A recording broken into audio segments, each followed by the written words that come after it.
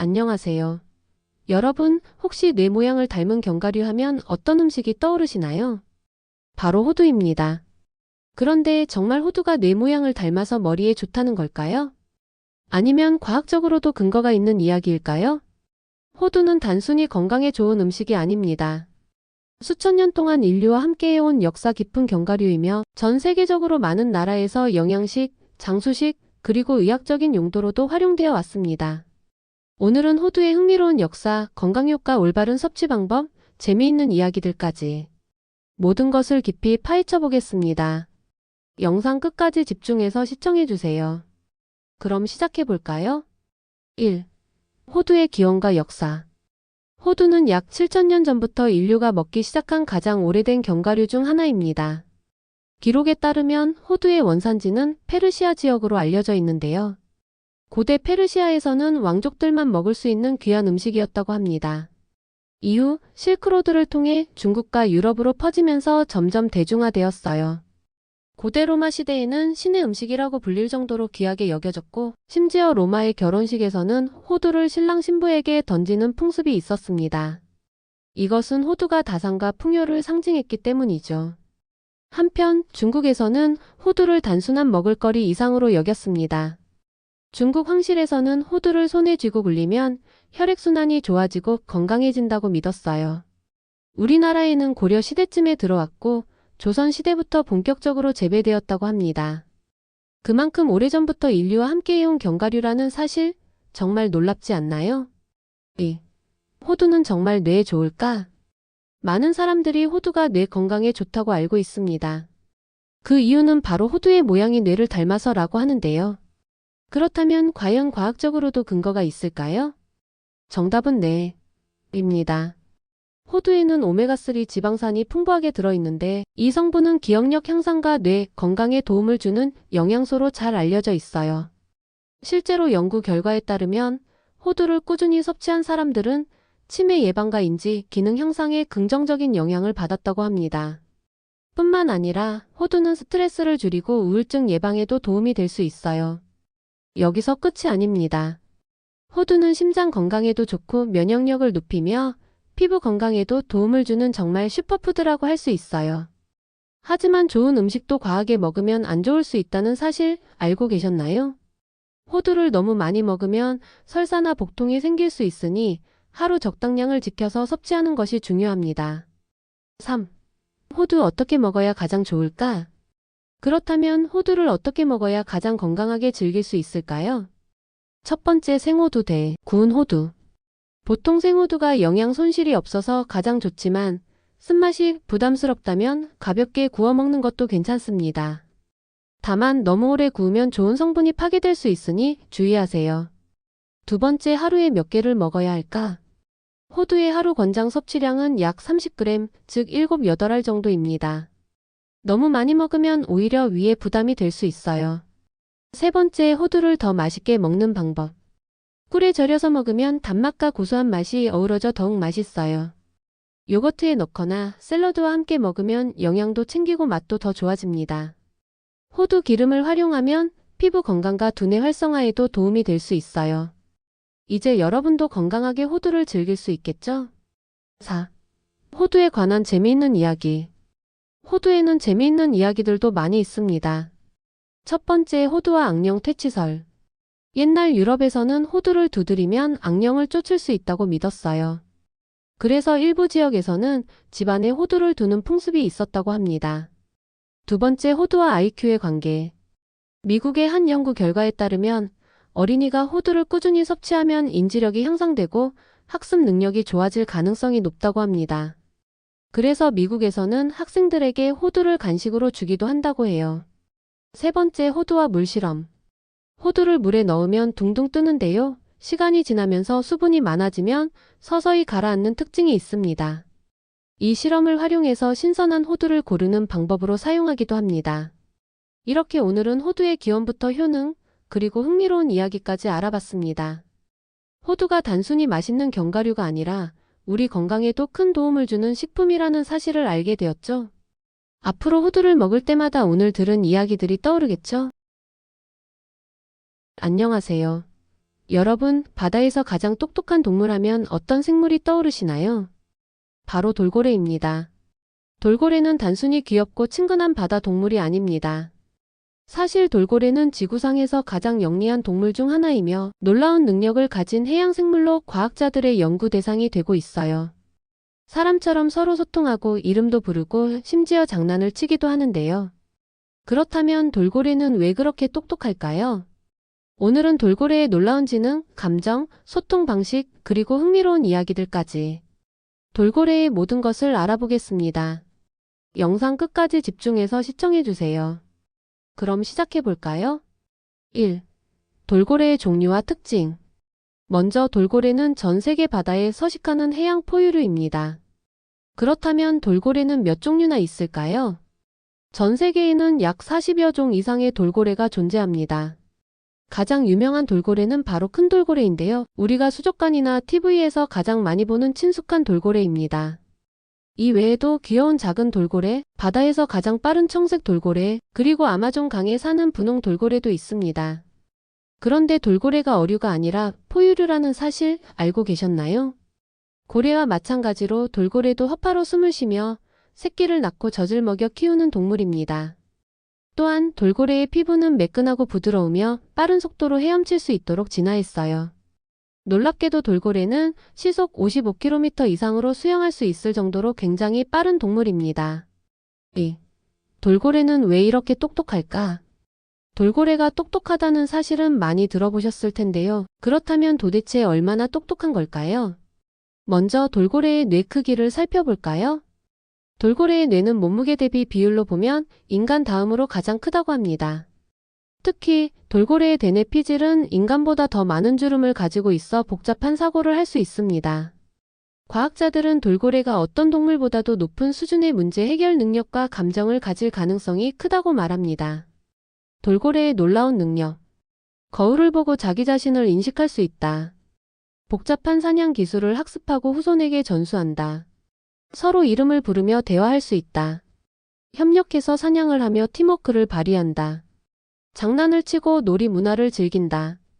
심지어 돌고래는 다른 동물을 도와주는 이타적인 행동도 보입니다.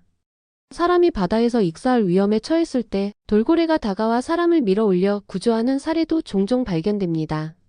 정말 놀랍지 않나요? 3. 돌고래의 소통 방식. 돌고래는 단순히 끼익끼익 소리를 내는 것이 아니라 엄청나게 복잡한 언어 체계를 가지고 있습니다. 돌고래는 어떻게 소통할까? 1. 고유한 이름을 사용한다. 돌고래들은 서로를 부를 때 특정한 휘파람 소리를 사용합니다. 이 휘파람은 마치 사람의 이름과 같은 역할을 하는데요. 과학자들은 돌고래가 서로의 이름을 기억하고 부를 수 있다는 연구 결과를 발표했습니다. 이 초음파를 이용한 소나 시스템. 돌고래는 초음파를 발사하고 반사되는 소리로 물체의 위치를 파악하는 능력이 있습니다. 이것을 에코로케이션이라고 부르는데요. 마치 눈을 감고도 주변을 볼 수 있는 능력과 같다고 할 수 있습니다. 3. 몸짓 언어를 사용한다. 돌고래는 소리뿐만 아니라 점프, 꼬리치기, 몸비틀기 등의 신호로 의사소통을 합니다. 특히 수면을 세게 치면 위험이 있다는 신호로 사용된다고 합니다. 이렇게 뛰어난 소통 능력 덕분에 돌고래들은 놀라운 협력 플레이를 펼칠 수 있어요. 4. 돌고래의 사냥 전략.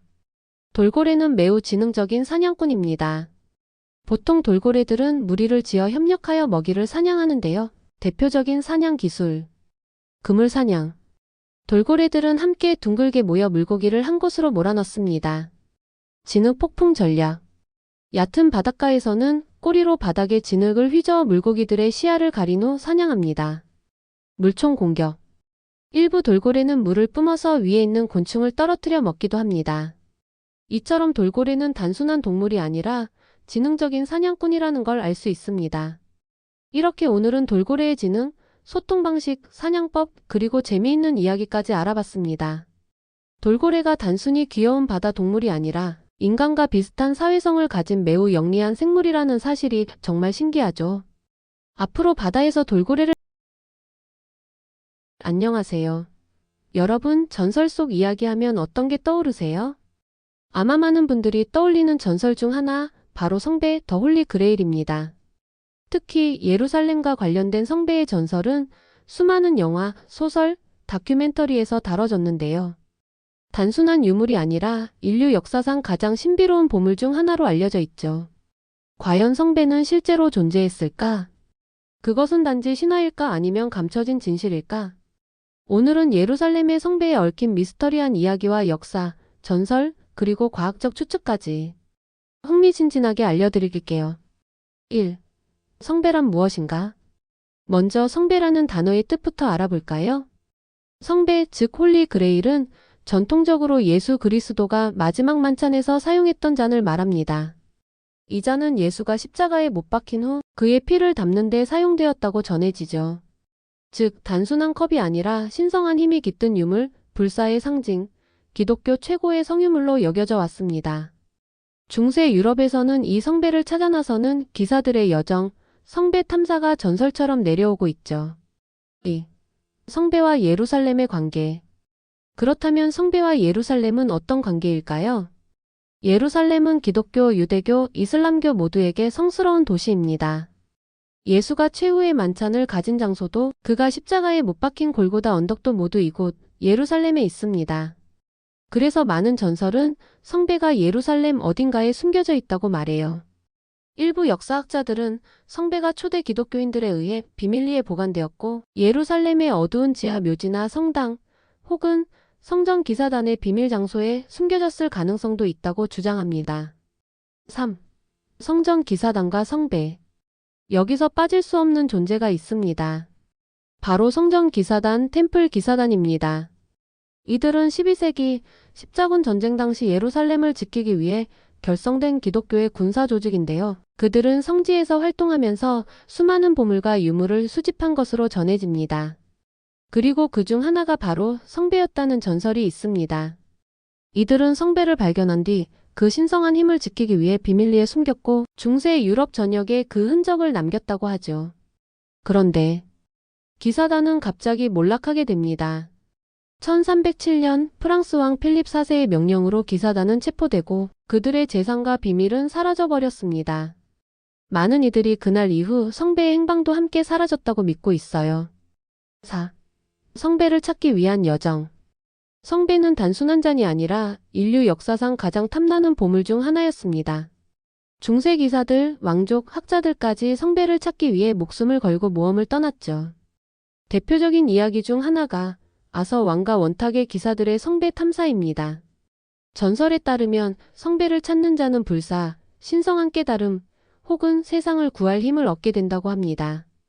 심지어 현대에 들어서도 나치 독일이 성배를 찾기 위해 전 세계를 뒤졌다는 기록도 있어요. 나치의 초자연 연구소는 실제로 예루살렘과 인도, 티베트 등지를 탐사하며 성배를 추적했습니다.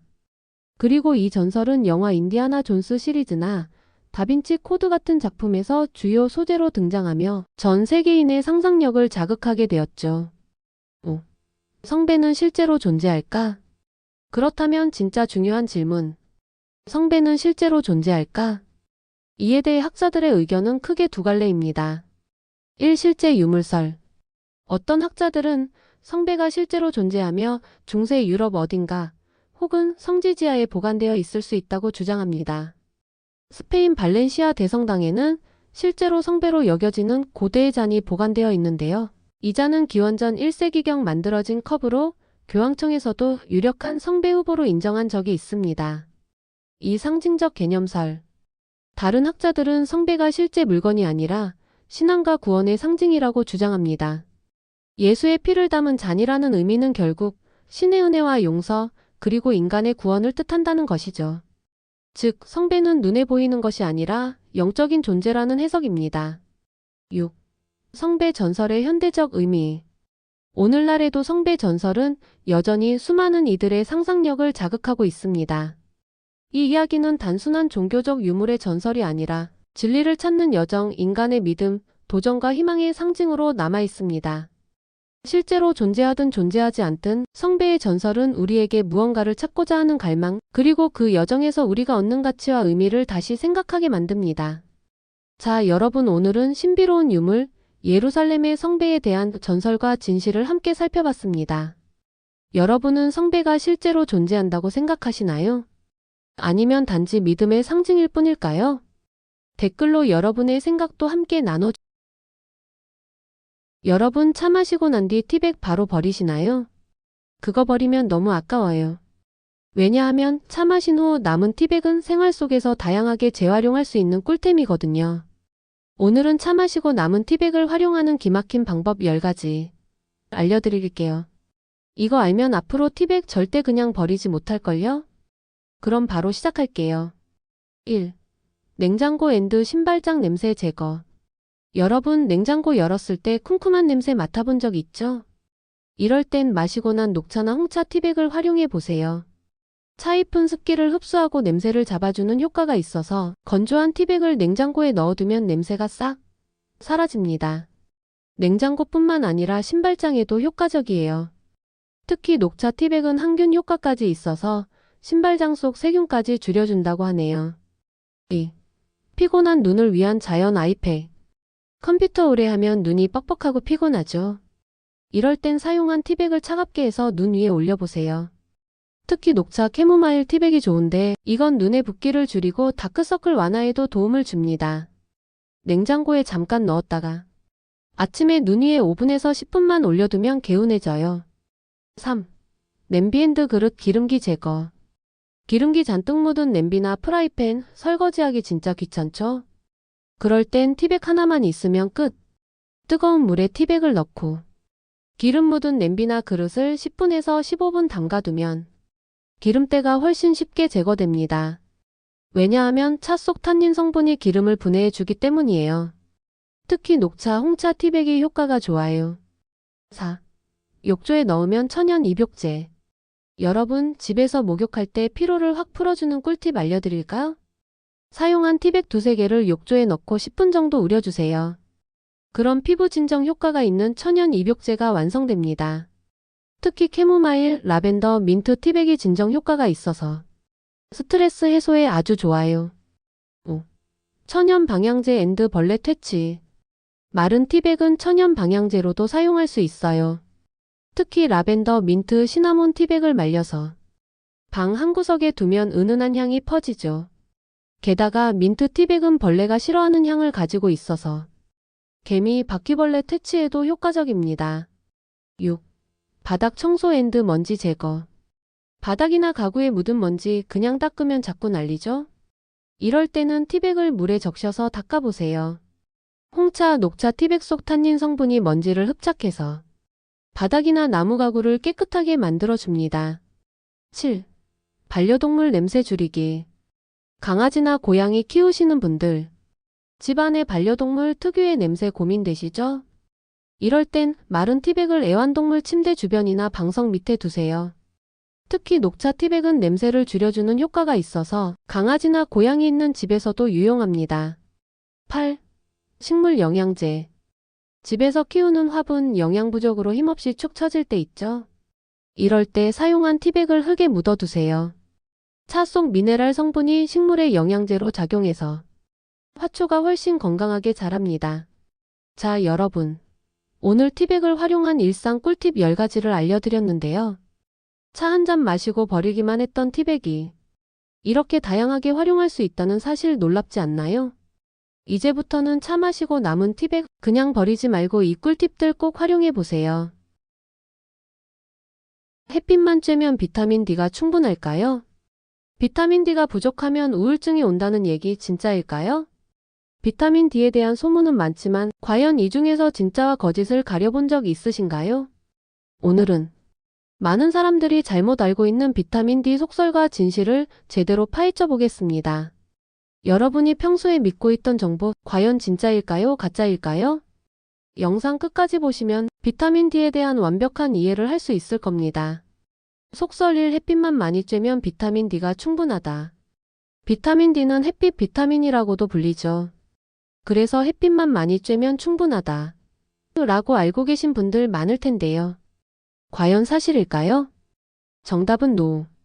햇빛을 통해 피부에서 비타민 D가 합성되는 건 맞아요. 하지만 자외선 차단제를 바르면 합성이 거의 안 됩니다. 실내 유리창을 통해 들어오는 햇빛은 효과가 없어요. 겨울철이나 흐린 날엔 비타민 D 합성이 거의 안 됩니다. 특히 한국처럼 위도가 높은 지역에서는 햇빛만으로 충분한 비타민 D를 얻기 어렵습니다. 결론. 햇빛이 도움이 되긴 하지만 음식이나 영양제로 보충하는 게 필수적이라는 사실 기억하세요. 속설 이 비타민 D 부족하면 우울증이 온다. 비타민 D가 부족하면 우울증이 생긴다는 말 들어보신 적 있나요? 이건 반은 맞고 반은 틀린 말입니다. 비타민 D가 뇌 기능과 기분 조절에 중요한 역할을 한다는 연구가 많아요. 실제로 비타민 D 수치가 낮은 사람들은 우울감을 더 잘 느낀다는 연구 결과도 있습니다. 하지만 비타민 D만으로 우울증을 치료할 수 있는 건 아니에요. 결론. 비타민 D가 기분에 영향을 줄 수는 있지만 우울증의 직접적인 원인은 아니라는 것. 그래도 꾸준히 챙겨 먹으면 기분 개선에 도움이 될 수도 있으니 부족하지 않게 섭취하는 게 좋겠죠? 속설산 비타민 D는 음식으로 충분히 섭취할 수 있다. 건강에 좋다고 하면 많이 먹을수록 좋다. 비타민 D도 과다 섭취하면 오히려 건강에 문제가 생길 수 있어요. 비타민 D 과다 섭취 시 부작용. 칼슘 과다 흡수는 신장 결석 위험 증가. 혈관에 칼슘이 쌓이면 동맥경화 가능성 증가. 그래서 전문가들은 비타민 D 하루 권장량을 2000에서 4000 IU 이내로 섭취하라고 권장합니다. 결론. 건강을 위해 적정량만 섭취하고 필요하면 혈액 검사 후 보충량을 조절하는 게 가장 안전하다는 점. 속설 비타민 D는 오직 뼈 건강에만 좋다. 비타민 D 하면 뼈 건강이 떠오르죠. 맞아요. 비타민 D는 칼슘 흡수를 도와서 뼈를 튼튼하게 유지하는 데 필수적이에요. 하지만 여기서 끝이 아닙니다. 비타민 D의 숨겨진 효과. 면역력 강화 감기 독감 예방 효과. 심혈관 건강 고혈압 심장병 예방 가능성. 근육 기능 향상 운동 능력 앤드 근력 유지. 결론. 비타민 D는 뼈 건강뿐만 아니라 면역력과 심혈관 건강까지 챙겨주는 중요한 영양소라는 사실. 자, 여러분. 오늘 비타민 D에 대한 속설과 진실을 알아봤는데요. 우리가 흔히 믿고 있던 정보 중에서도 잘못된 것들이 많다는 사실 놀랍지 않나요? 이제 비타민 D 햇빛만으로는 부족할 수도 있고 과다 섭취는 오히려 위험할 수 있습니다. 우리가 알고 있는 미국의 도시 샌프란시스코. 감성 넘치는 골든게이트 브리지, 트램, 언덕길로 유명한 그 도시 말이죠. 근데 혹시 이 도시 이름이 어디서 왔는지 궁금해 본 적 있으세요? 샌프란시스코라는 이름, 사실 단순한 영어가 아니라 라틴어와 스페인어, 그리고 가톨릭 성인의 이름에서 비롯된 거랍니다. 이 도시 이름에는 스페인 식민지 시대, 선교사들의 활동, 그리고 한 사람의 성스러운 삶이 깊이 녹아 있어요. 오늘은 그 유래를 따라 시간 여행을 떠나볼까요? 샌프란시스코라는 이름은 세인트 프랜시스, 즉 성 프란치스코에서 유래된 말입니다. 세는 스페인어로 성자, 즉 성인을 뜻하죠. 프란시스코는 사람 이름이에요. 즉 세인트 프랜시스는 성 프란치스코. 그럼 도대체 이 성 프란치스코라는 인물이 누굴까요? 바로 12세기 이탈리아에서 태어난 아시시의 프란치스코입니다. 그는 가난과 겸손을 추구하며 모든 생명을 사랑한 인물로 가톨릭에서는 매우 존경받는 성인이죠. 그는 동물들과 대화했다는 전설도 있을 만큼 사랑과 평화의 상징처럼 여겨지는 인물이에요. 그런데 왜 미국 서부의 도시에 이탈리아 성인의 이름이 붙게 된 걸까요? 그 배경에는 18세기 스페인의 식민지 정책이 있습니다. 스페인은 당시 캘리포니아 지역을 식민지화하면서 기독교 선교를 병행했어요. 1769년 스페인은 선교사 후니페로 세라를 중심으로 미션을 설립하기 시작하죠. 이 미션들은 지금의 LA, 샌디에이고, 샌호세 등 여러 도시의 기원이 되었습니다. 1776년 바로 샌프란시스코만 근처에 세워진 미션이 미션 산 프란시스코 데 아시스, 즉 성 프란치스코를 기리는 선교소였던 거죠. 이 선교소 이름이 줄어들면서 지금의 도시 이름인 샌프란시스코가 된 겁니다. 당시 이 지역은 예르바 부에나라는 작은 마을이었어요. 이 말은 스페인어로 좋은 허브라는 뜻이죠. 향기로운 풀들이 많았거든요. 하지만 1848년 미국이 캘리포니아를 차지하면서 모든 것이 바뀝니다. 바로 골드러시가 시작되며 샌프란시스코는 순식간에 수만 명의 금을 꿈꾸는 사람들로 붐비는 도시가 되어 그리고 1849년 공식적으로 도시의 이름이 샌프란시스코로 변경되며 세계적인 도시로 성장하기 시작합니다. 참고로 이 시기에 샌프란시스코로 몰려든 사람들을 포티나이너스라고 불렀는데 지금 NFL 미식 축구팀 이름도 여기서 따왔죠. 샌프란시스코의 이름은 단순한 성인의 이름을 넘어서 도시의 정체성과 철학을 담고 있어요. 가난하고 소외된 사람을 품었던 성 프란치스코처럼 샌프란시스코는 역사적으로도 다양성과 포용성의 도시로 성장했습니다. 미국 내에서도 가장 진보적이고 다양한 문화와 사람들이 공존하는 도시이자 LGBTQ 커뮤니티의 중심지로도 알려져 있죠. 심지어 1960에서 70년대 히피 문화와 평화운동의 본거지이기도 했고요. 이 모든 흐름은 성 프란치스코가 추구했던 사랑, 평화, 겸손, 자연과의 공존이라는 가치와도 어쩌면 닮아있는 것 아닐까요? 자, 오늘은 샌프란시스코라는 도시 이름의 유래를 따라 12세기 이탈리아, 18세기 스페인, 그리고 19세기 미국을 넘나드는 긴 여정을 해봤습니다. 그냥 도시 이름이라고만 생각했다면 지금부터는 샌프란시스코를 좀 더 따뜻한 눈으로 보게 되지 않으셨나요? 마지막으로 퀴즈 하나. 샌프란시스코라는 이름이 유래한 선교소의 정식 이름은 무엇일까요? 댓글로 정답 남겨주세요. 오늘 영상이 재미있고 유익하셨다면 구독과 좋아요 부탁드려요.